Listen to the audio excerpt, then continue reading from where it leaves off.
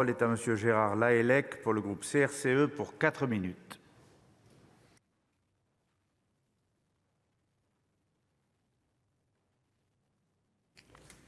Merci Monsieur le Président, Monsieur le Ministre, mes chers collègues.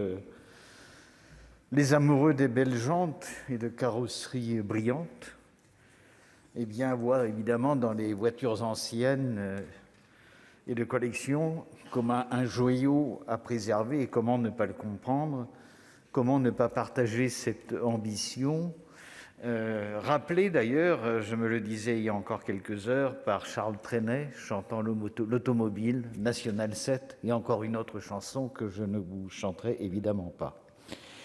Donc la dimension patrimoniale est incontestable.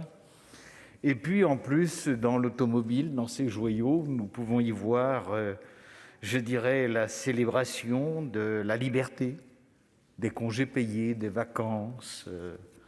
Et puis, une dimension émancipatrice aussi, pardonnez-moi de le dire ici, mais évoquée notamment par le général de Gaulle quand il disait cette aspiration des femmes à vouloir conduire une auto.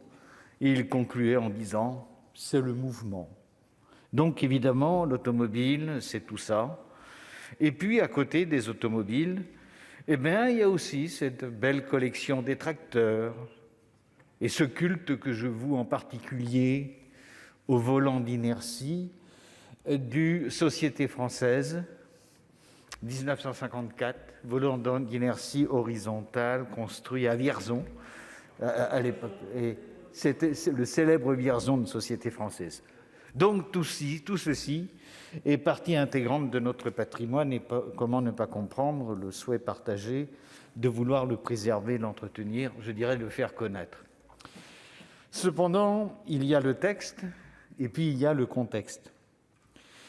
Il y a le contexte du moment où cette PPL intervient, et elle intervient dans un contexte quand même où il y a lieu de répondre à un certain nombre d'urgences sociales.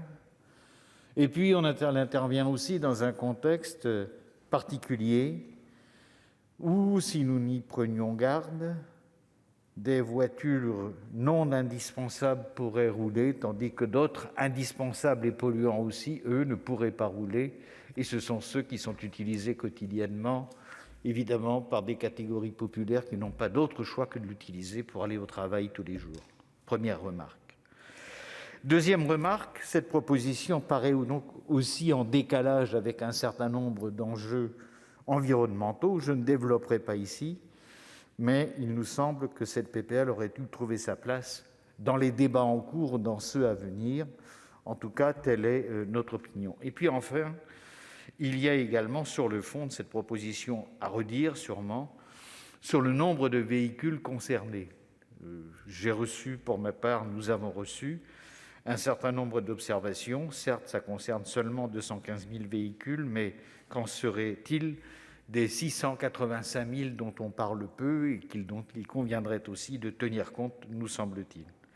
Et donc, il nous semble que sur le fond, cette PPL reste partielle et aurait mérité sûrement d'être mieux consolidée.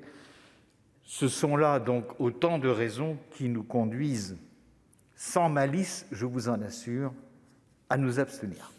Merci de votre attention. Merci, chers collègues. La parole est maintenant à Monsieur Jean-Michel Houllegatte pour le groupe socialiste pour 6 minutes.